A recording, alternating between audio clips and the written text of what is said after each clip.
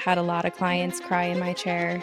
We've had moments where clients are sitting there, just tears and tissues, and it's not even about the hair at that point. Just because you're 50 doesn't mean you get a short haircut and you dye it brown.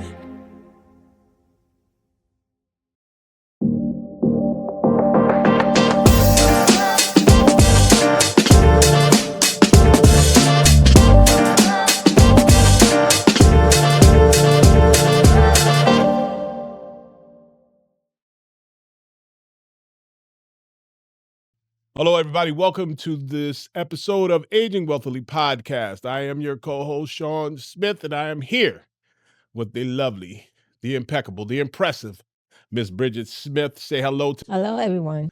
And today we have a very special guest in our studio. We have Miss Jessica Gribko, and she is the owner of B. Lee and Company Salon right here in Middletown. Hello, Jessica. Hi, thank you for having me. Oh, you're welcome. So this episode right here, we're going to be exploring the powerful connection between how we look and how we feel, and why investing in your appearance isn't vanity, it's visibility.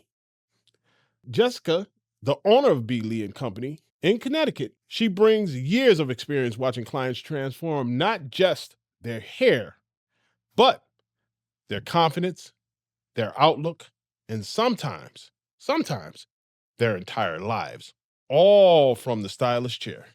Now, we'll dive into the entrepreneurial journey of building a small business, the unique wisdom that comes from the intimate conversations with clients across generations, and practical advice for anyone wondering if it's too late to reinvent their look or themselves.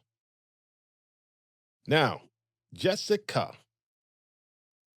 before we dive into anything, what did your own hair look like this morning before you got camera ready? Oh, it was a full mom bun.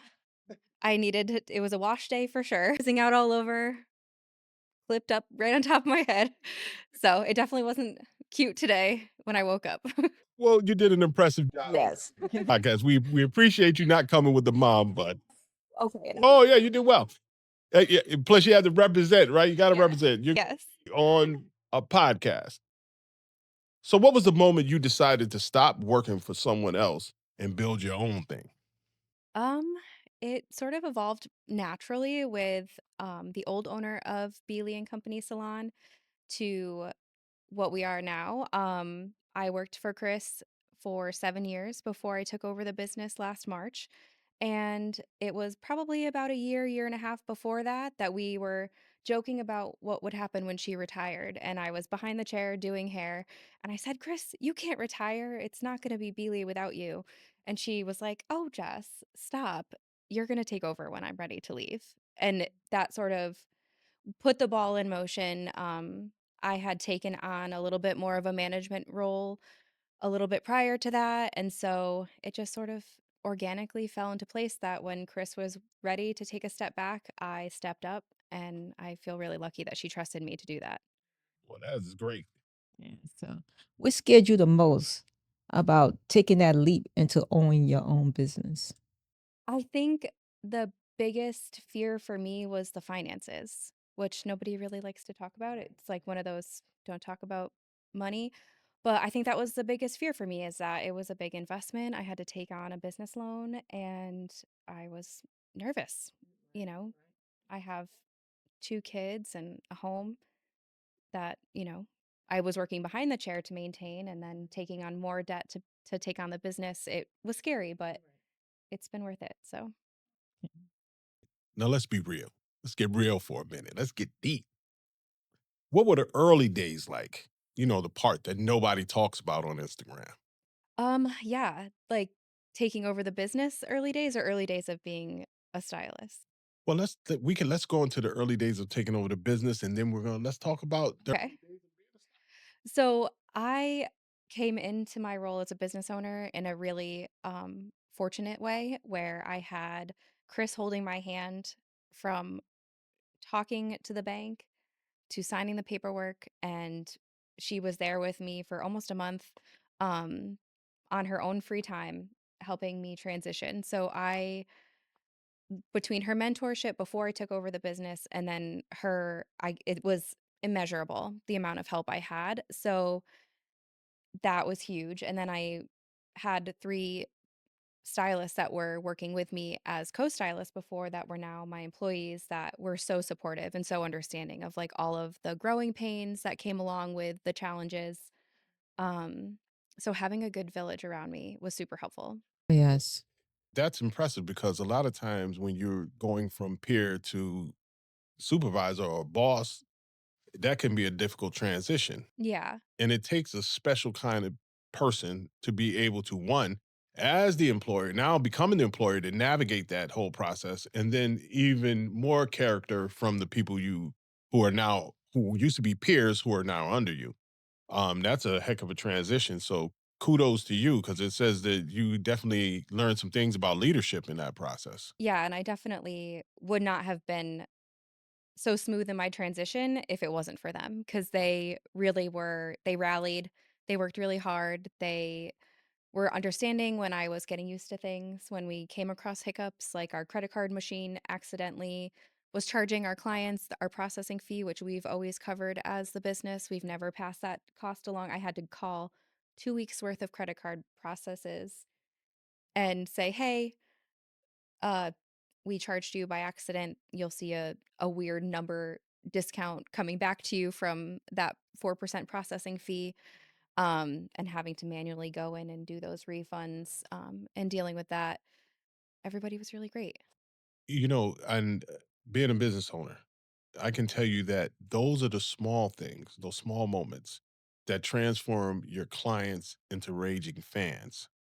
Those are the kind of things that help to build brand loyalty and will take you a long way in business going forward. Always choose the honest path, always choose the ethical path because the universe will repay you. For sure. My credit card processing company said, "Oh, just change it going forward. Nobody's going to notice a few dollars." And I said, "Absolutely not. That's not acceptable for us. We've never passed along that charge and I'm not going to do it now." Right.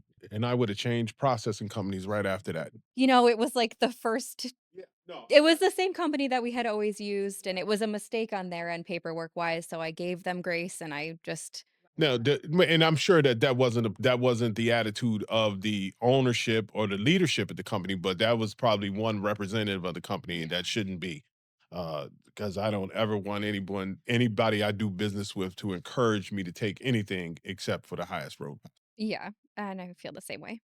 Yeah, because that's how we're going to represent our clients. You always want to make sure you do the best possible job you can for your clientele, always.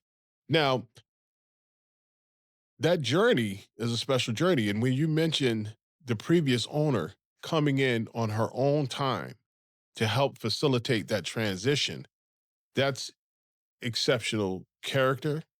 That says, that I'm sure she had a special liking for you, even to come and even consider you taking over her business when she left. That was impressive. That I'm really, amazed because most business owners, when they sell, they don't want anything but that check and they want to walk away. Yeah, For no, her to come and help you make that transition, says a lot about her and also says a lot. she's pretty great. Yeah, I felt very lucky to work for her and then to be able to take over her baby. Now, how long did you work for her? 7 years. 7 years. Wow. Yeah. That's great. So you must see people as at their worst, at their most vulnerable moments. Mhm. What happens in that chair that people don't realize? I made a couple notes about that question because it was something that feels really important to me. I see clients on their absolute best days. I see them on their regular days and I see them on their worst days. I've had clients walk in and I can just see it on their face immediately. And I'm like, we don't need to talk about your hair right now. But are you okay? And like just making sure that you check in with people when you can tell that they're having a bad day means a lot. I've given lots of hugs, had a lot of clients cry in my chair. We've had moments where clients are sitting there, just tears and tissues, and it's not even about the hair at that point. It's making that personal connection that a lot of people feel lost in, you know? That's special. That is. Yeah, I'm lucky that like my clients trust me with that. That's true. Tell us about a transformation that really stuck with you. Someone whose life seems to shift because of what happened in, your situation in your salon, sorry. I had one client that popped up when I was thinking about that, and she was a woman close to my age, maybe a little bit older, in a not so great relationship, not a terrible one, but not great, feeling really self-conscious, not loving herself, um, you know, just you could see she was closed, she was in, and giving her just that little bit of spark back in coloring her hair, talking to her like she mattered, telling her she was beautiful, and giving her that inner spark, her whole life has changed. She's married, she had a beautiful wedding. She's had the confidence to stick up for herself to people that she felt were pulling her back. And that I just I wanna do that for all of my clients. I want them all to see that they're special and have, like, that radical love for themselves to not let people bring them back down. Yeah. So we talk a lot on this show about the lies society tells about aging. Mhm. What's the biggest lie you see people believing when they sit in your chair? I think as women, we're told, and you can probably relate to this a lot, we're told who we should be, what we should look like, and I am a firm believer in that doesn't apply. Um, I think that my client sitting in my chair should have the hair that makes them feel their absolute best self. Just because you're 50 doesn't mean you get a short haircut and you dye it brown. If you want, I have one client, Jen, I hope she sees this. She has her children are all now grown, and she has this awesome, long, full rock and roll hair with, like, a big white streak in the front and dark, dark brown underneath, and it just fits her personality, it fits her vibe, she wears the makeup to go with it, and she feels good about herself. Um, I don't think that there's a mold that we should ever try to fit into. What I feel No, go ahead. as a man, right? I don't fully know the pressure that society places on women to look good, but I know it's real. Mhm. Right? Because there's constantly these images and they set up these standards of beauty that they think everybody should aspire to. But as a man, right, and what I always find most attractive in women is the confidence to be themselves. There's something special about somebody who's confident enough to be comfortable in their own skin and who doesn't aspire to what society says that they should look like, but understands that, they can be beautiful in their own right. And I think that's nothing more appealing than that. Mhm, and that's what I want for all my clients. Yes. Like, I don't care about what their boyfriend thinks when they come in and they say, "Oh, my husband likes my hair long." I'm like, "I don't care what your husband." Right. I wanna know what you like and when you've felt good, Right.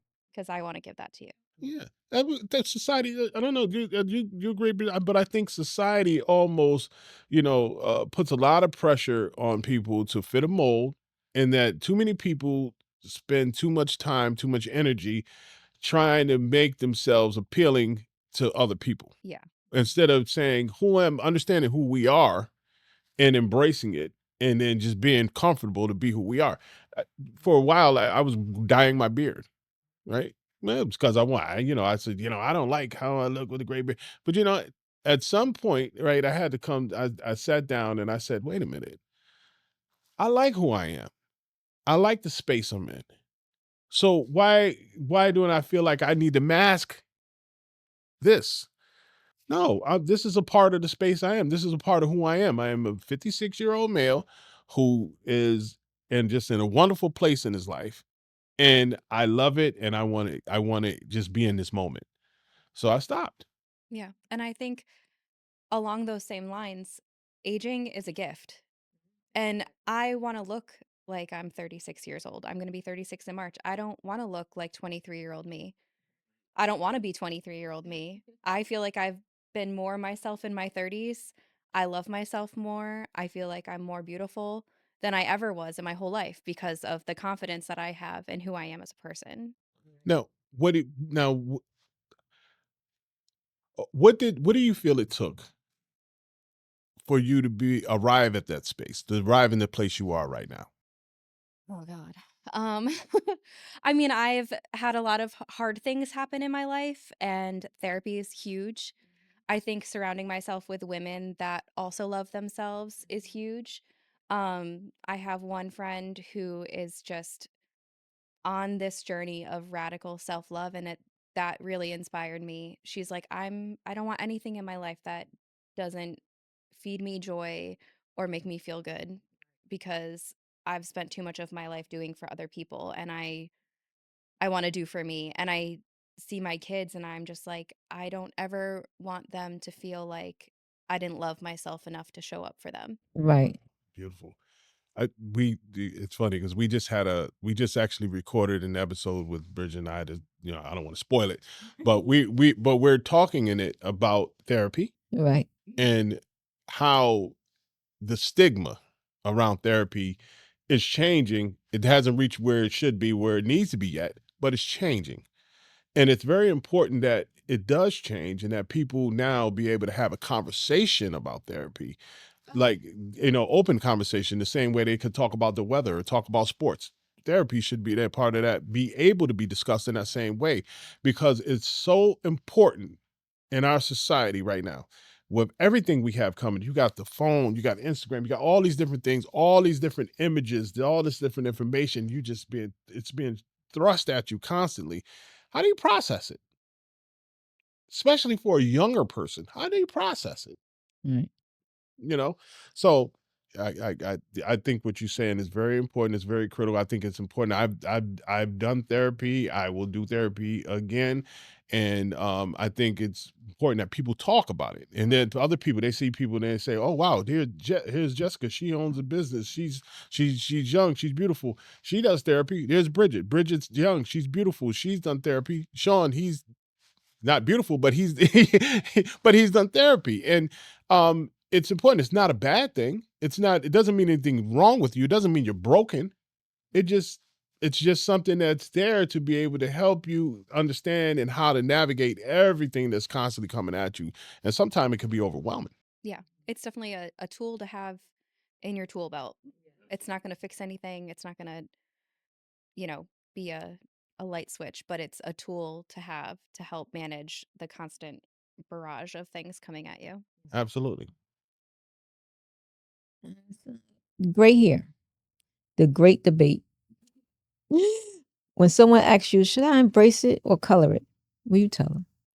So that's a whole conversation around what do you want to see when you look in the mirror? Do you want to be very committed to being in my chair? Do we want to have a long distance relationship where I see you a few times a year? Or are we fully committed? Are you going to be here every 4 weeks? What's your budget? There's a lot of factors that go into what someone wants to do, what they should do. I don't really like to say shoulds, but I think there's a lot of factors to it. And there's a lot of tools that we have now in the industry that can be either full coverage like a pair of leggings or blending like a pair of, sheers. I kind of use that analogy a lot with my clients and they're like, "Oh, I never really thought of that." And there's a whole spectrum in between. Now, for someone listening who feels stuck in a hair rut, like maybe they had the same hairstyle for 20 years, where do they even start? So the first place to go is your stylist. That's who you're trusting with your hair. Ask them. Say, "I'm ready for a change. What do you think I should do?" They might have had something in their mind that they've been dying to do for you that, you know, they just didn't want to make a suggestion because you seemed happy. I always like to touch base with my clients, even if they sit down and they're like, "Yep, just the usual." I'm like, "Well, how's everything working? Is anything bugging you lately? Like, what's going on at home when you're styling?" So I think asking your stylist if you trust them and if you are happy with them, ask them for their suggestion. Save pictures of hair that you like, because pictures sometimes translate a lot easier for us as stylists than the verbiage that the clients may use. Um, and pointing to specific parts of pictures. A lot of times in pictures, especially with all the ring lights and everything, the top can look really dark, but the middle can look really bright. And someone as a stylist might look at that and say, "Oh, you want to see a little shadow coming into more of a blend." And the client's like, "Oh, no, no, that's too dark up there." So I think having pictures and having a conversation about what parts of the picture, even if it's a picture and you just like the middle, to say, "I'm not looking at the top and I'm not looking at the cut. I'm just looking at this color right here." I think that is helpful. And then sometimes see a new stylist, get a fresh perspective. You know, having a new set of eyes that hasn't done your hair for years might ask different questions. Oh, okay. So that gives segue to my next question. So, what should people look for when they're choosing a new stylist, especially if they're making that change later in life? Um, I think one of the great things about the industry now is social media, and you can look at a stylist body of work and see, do they specialize in hair similar to my own? Um, if you have no interest in being a blonde, you're not going to go to a blonding specialist. If you're not interested in extensions, you're not going to go to someone who specifically works with extensions. So I think using the social media that we have available to look at a body of work is huge. Client recommendations. So, look at someone who you like their hair, who maybe has similar hair to your own, and say, "Where do you get your hair done?" Or what is your stylist doing to your hair? Maybe you still want to stick with the same stylist, but want to try something new. Yeah, I do it all the time. Hair changes as we age. Texture, color, thickness. What's the most common change you see? And how should people adapt? So I think it's different for every client that I see as their hair is changing and evolving. Some women experience thinning, and that can be a really traumatic experience. It causes a lot of self-conscious feelings. Some people, they feel like their gray is more coarse, or the gray in general can be something that's jarring for clients. So I think addressing the concern that you have is huge.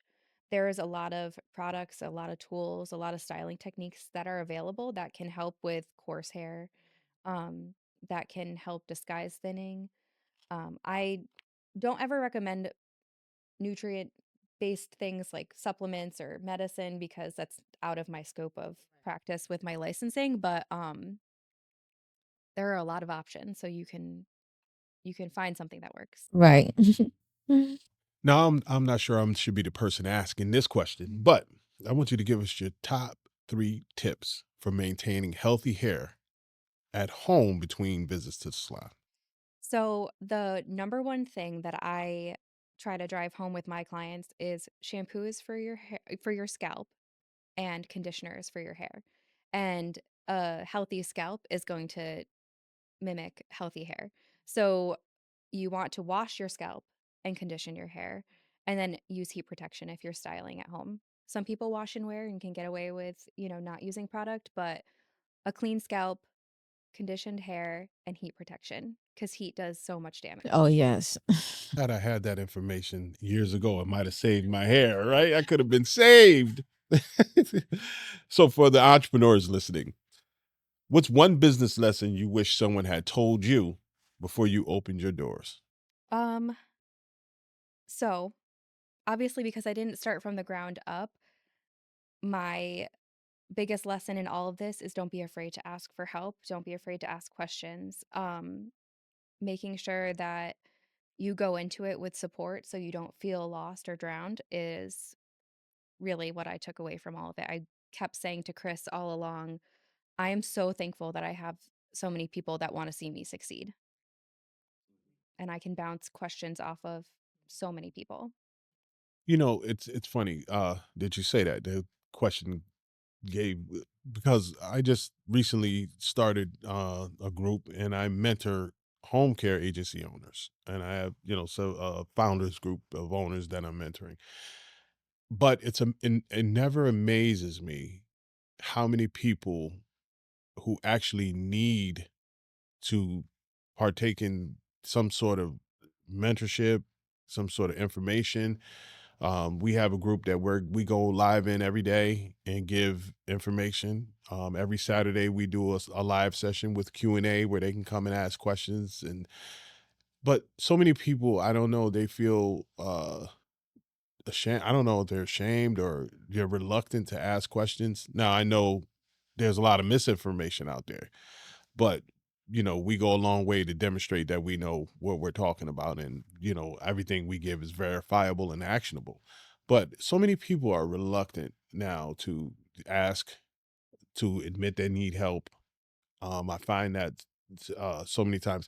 And I remember when we started our agency, I was wishing we had someone that we could have went to and talked to, that having that, how important, how that would have been, how much of a hand that would have been, because we made a lot of mistakes early on that could have been avoided. Some of them mistakes take years to undo. Had we had someone, that would have been a blessing. So when you say that, I say that, and I want to say this so that every new business owner, every existing business owner that may hear this podcast or may watch this, don't be afraid to ask questions. Don't be afraid to go to people for help. And I don't mean Chat GPT, and Chat GPT is good for some things. But if you really want to be able to drill down into your business and your industry, find somebody who's doing it already or has done it, and then be able to go to them and ask questions, even with the stuff you may get online and you get from ChatGPT. Even ask about that, because experience, there's no replacement. There's no substitution for experience. For sure. Now, how do you balance the creative side of your work with the business side? Hmm. I'm still learning how to balance that, because I have done what I do behind the chair for so long. I love it and I'm pretty good at it, so it's easy. The business stuff is a little harder, and so I have to really carve out time that I'm putting towards my business. When I'm in the salon behind the chair, it's easy to just tunnel vision into taking care of my clients. And I really can't do anything other than that when I'm giving my guest all of my attention. So, making sure that I carve out time every week to focus something for my business, whether it's going in and making sure the space is how I want it to be, getting my books in order. You know, I have to intentionally carve out that time. It can be a lot, right? Because me and Bridget and I, this, like, we have such different, and what's beautiful, because that's why I know that God put us together, because we're like opposites in a lot of ways. She's much more organized, she's focused, she's can handle those types of things, the organization of things. Me, I'm much more comfortable. I'm not organized. I'm much more comfortable being out, talking to people, meeting people, building relationships, all those types of things. I thrive in that situation. But if you sit me down and tell me to, organize this calendar for the rest of the week or the rest of the month, I'm not good for that. Right? That's not that's not who I am. But if you tell me, hey, come on, let's go out here, we're gonna go meet some people, we're gonna go talk. We need you to, speak to Yankee Stadium full of people about any topic, whatever it is. I'm going to be able to be prepared for that. I'm going to be up for it. You tell me to come balance a checkbook, I'm like, oh God, no. I can tell you how to spend it. I can't tell you how to balance it. But yeah, you've been in your field for how long? 15 years. 15 years you've been doing hair. So you're in your place. You're in your zone. Yeah. I'm really good at being behind the chair. You're really good at it, right? That's Being a business owner is hard work. I have to try at it. Yeah. now what moment, like what inspired you to start doing hair? I've always been that little girl that wanted to play with your hair. There's pictures of me with my aunt, with my cousins, always just putting clips in their hair, playing.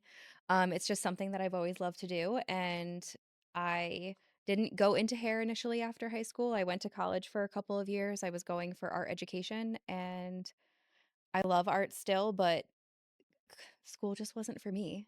I needed to be doing more. And so I finished up my second year of college and then went to hairdressing school. Nice. And that's when you found it. That was your calling. So you've been called to that all your life. Yeah, I think so. Now you did art. Yes. What type of art would you? My focus was in pottery.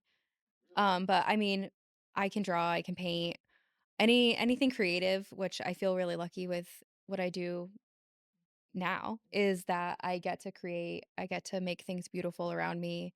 I get to make people feel good. I have a lot of nurturing in me, so I feel like I get to take care of people while I'm doing something creative and beautiful. So, Right.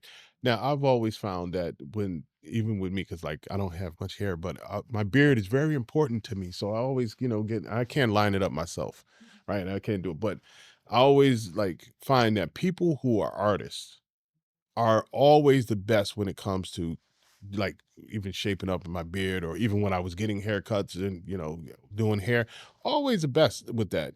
And I don't know, it's because if they see, the creativity or they see lines and dimensions better than the average person, I don't know what it is, but I always find that there are people who are artistic are usually the best at doing hair. Maybe it's because it's an expression, a way, another expression. I think so, yeah. You'd be hard pressed to find a stylist that doesn't have some sort of creative bone in them, whether it's with a traditional sense with art or it's making their home beautiful or putting beautiful outfits together. There's always some sort of creativity that you're going to find with a stylist, for sure. Now, when you're doing art, do you still do art? Not as much as I would like to, but I do. I have 2 young kids, so I'm always, setting up the table full of something, you know, encouraging them to create. So I try. You do when you said paint, do you do portraits or No, I'm not that talented with painting. I can do little things. If my kids ask me to paint a specific thing because they want it as part of their picture, I can manage it. But now who's your favorite artist? Ugh, you know, that's so hard because my eye goes to like so many different genres, but this is going to be very niche. I would say my great aunt, she inspired me with pottery. She had a studio in Durham, and I would say she's my favorite artist. Wow. Because she followed that passion her whole life and she inspired me even though I didn't go into pottery for my career. She's really who inspired me. You hear that, aunt? You got a shout out. What's your aunt's name? Nancy. Is she now your number one, what would you say since you've been doing pottery and your art, what was your best creation? Oh gosh. I recently just finished a piece with one of my girlfriends. We were glazing at her house, but it was a piece that I made when I was pregnant with my 8-year-old.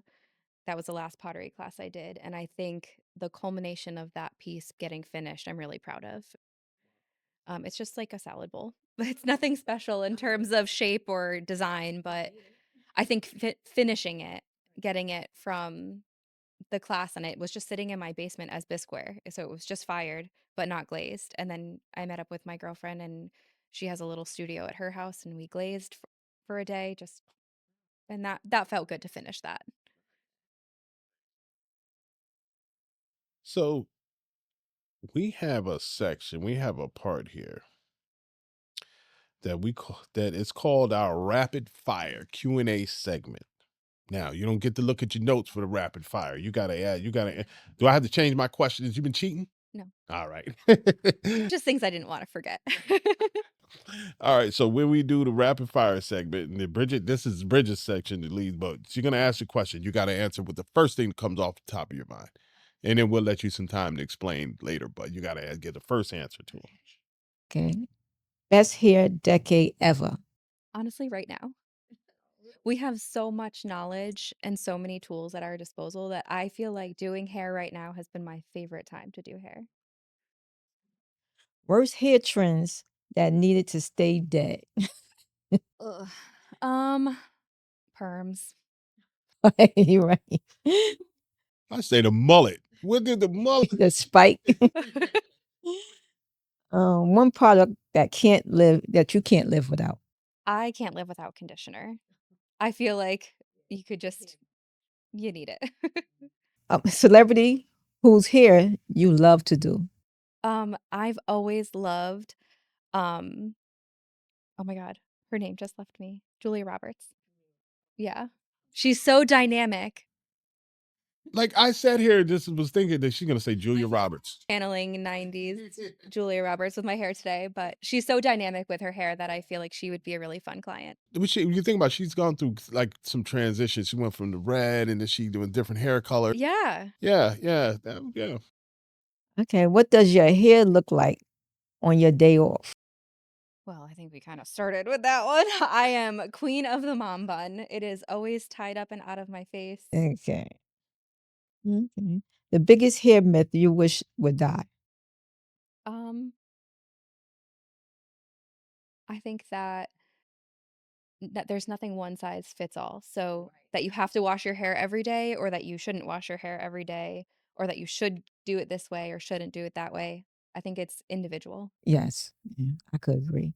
So Jesse, imagine you could write a letter to your younger self. Maybe the version of you who was just starting out, unsure if your dream would work out. What would you tell her? This one made me a little teary when I kind of was skimming over the questions that you guys had. I think I would tell my younger self um, to choose you. Like, put yourself first. Don't make decisions based on what anybody else thinks that you should be. Because I made a lot of choices between going to college and relationships, friendships based on what other people told me I should be. And I realized that like I can do hard things and they're not all that hard. And doing things for myself means I can show up better for the people I care about. Exactly. Yeah, absolutely.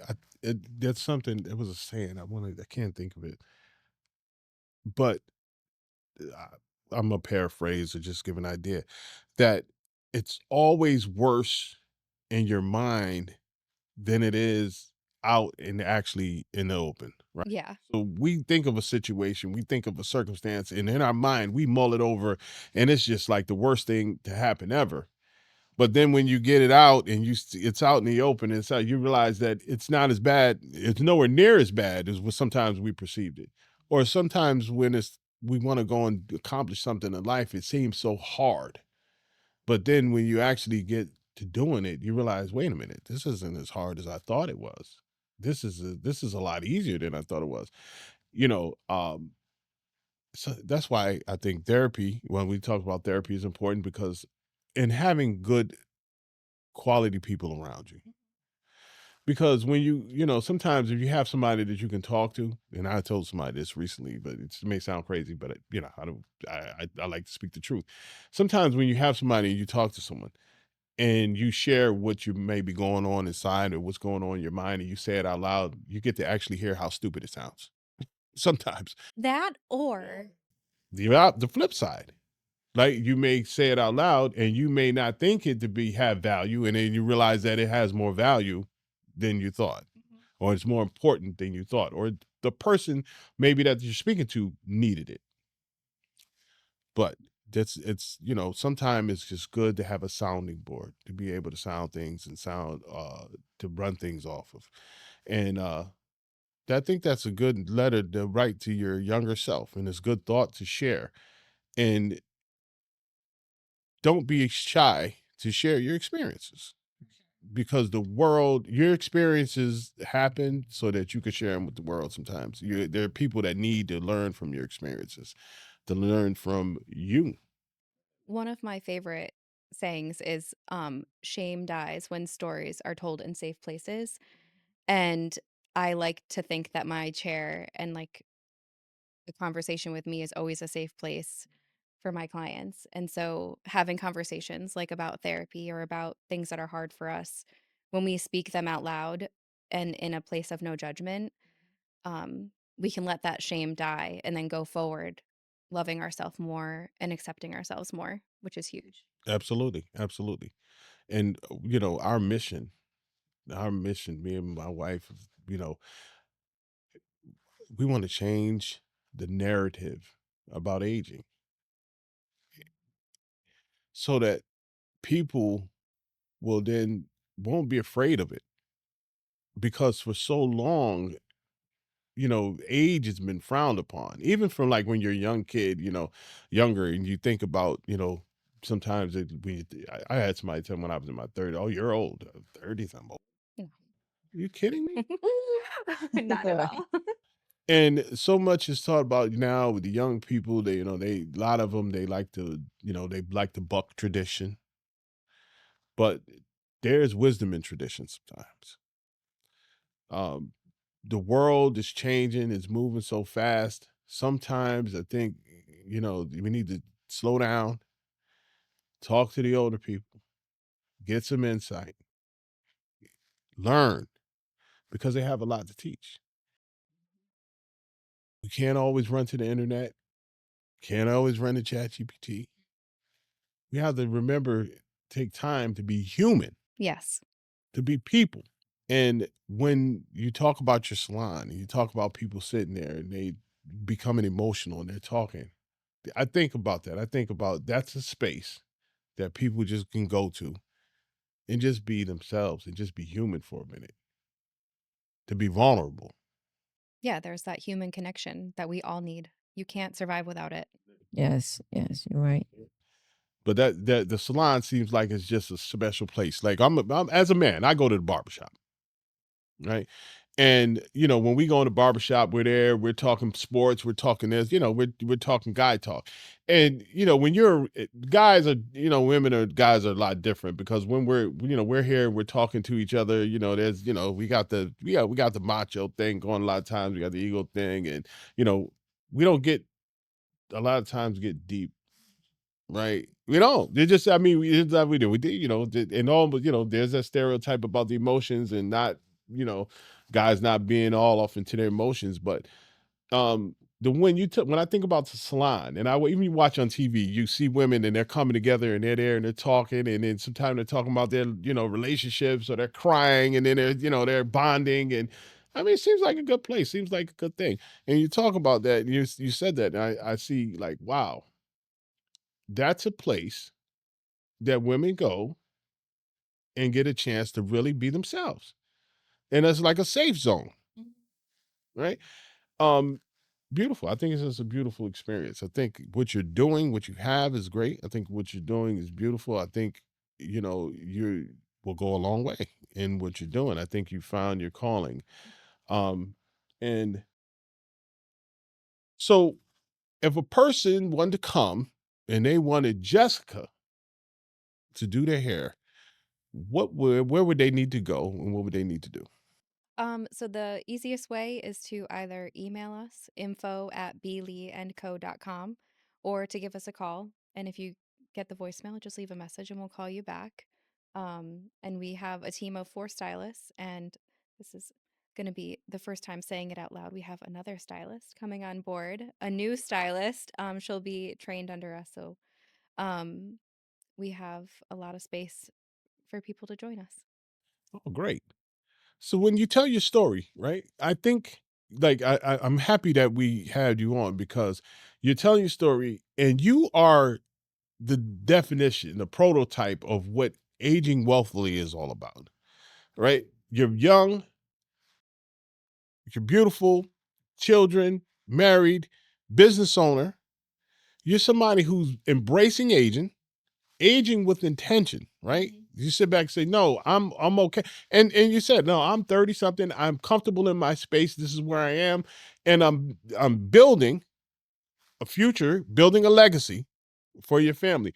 That's what aging wealthily is about. No matter what age you are, what age you come in, it could be 30, it could be 50, it could be 70, but being able to age with intention, being able to age with purpose, experiencing life with that joy, that vitality, that connection with culture, being able to bridge that intersection between wealth and health, and understanding that this is a place, right? And it's a journey, spiritual. Wealth is not just money, it's spiritual, it's emotional, it's physical, all of it coming together.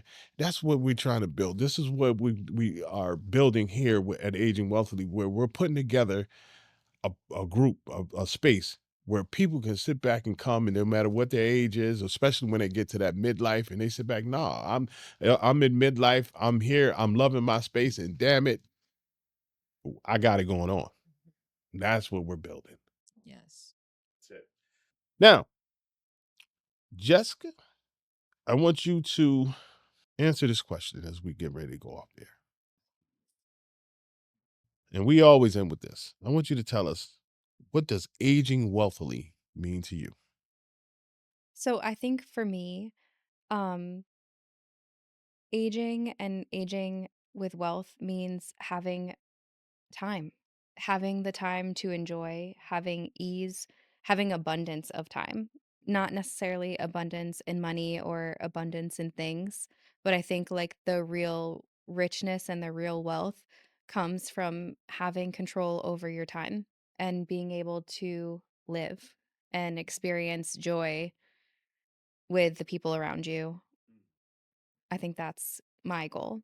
I want to be able to have time. Right. Yeah. And that's what business ownership does, right? Business ownership should give you back some of your time and your independence and freedom. So I want to congratulate you on being a new business owner, congratulate you on running a successful, thriving business. You know, kudos to you and your family and your team over there. Yes. Couldn't do it without them. Right. Yes. I want to thank you for joining us on this episode of Aging Wealthily. And I want to thank Jessica for coming and sharing with us today on our podcast. And we will certainly love to have her back to dive deeper into some of the things that she's discussed today. I want to say, if you are in the Middletown area, stop by the Main Street Marketplace. You will find B. Lee and Company there. You will find also some great stores and great restaurants in the Main Street Marketplace. If you are looking for home care services, contact A Touch of Love Home Care. Our number is 203-927-7543. All of this information will be down below. You can find all the information, all the contact information down below this video. I want to thank you, and we will see you again on the next episode of Aging Wealthily. Bye for now. I want to be honest with you for a second. I've sat with people at the end of their story, held space for the regret in their eyes, listened to the silence of things left unsaid, plans left unmade, lives half lived, because somebody, somewhere, had convinced them that it was too late. That stays with you. And I made a promise, not just to them, but to myself, to Bridget, to every person who finds this podcast at 2 a.m. wondering if there's still time. And there is. You're not too old. You're not too broken. You're not too far behind. You're exactly where you need to be right now to build something beautiful with whatever comes next.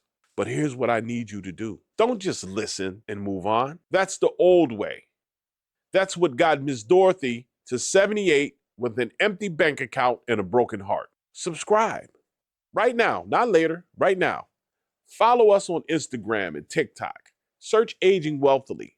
Send this episode to one person in your life who needs it. One person, that's all. Because the life you want doesn't build itself. And neither does this community. We don't just grow older here, we grow richer in every way that matters.